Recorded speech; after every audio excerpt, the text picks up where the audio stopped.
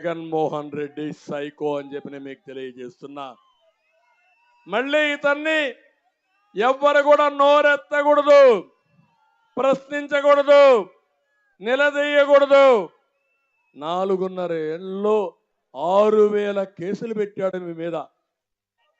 ఎస్సీల పైన SC atrocity case పెట్టిన పెద్ద మనిషి ఈ జగన్మోహన్ రెడ్డి.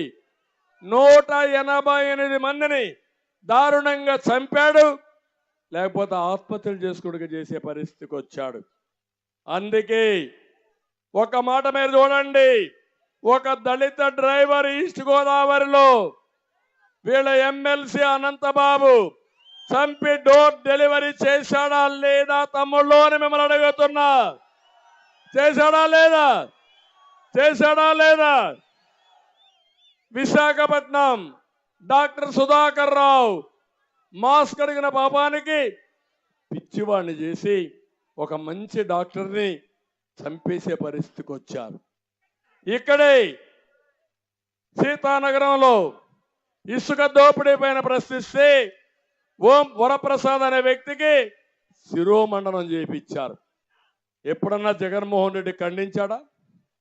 మాట్లాడాడుగా. నా ఎస్సీలు అన్నావు కదా, నీ ఎస్సీని చంపితే పక్కన పెట్టుకొని ఊరేగతావా నువ్వు? అందుకే నిన్న రంపచోడవరంలో చూస్తే ఆ ఎమ్మెల్సీ పోయి అక్కడ అంబేద్కర్కి దండైపోతే ఎస్సీ కుర్రోళ్ళు వచ్చి ఉరికెత్తిచ్చారు, తరిమి తరిమి కొట్టారా ఎమ్మెల్సీని.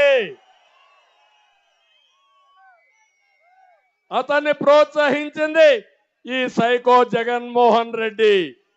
తరిమి కొట్టాల్సిన ఆయన్ని కాదు, పాతి పెట్టాల్సింది వైఎస్ఆర్ కాంగ్రెస్ పార్టీని.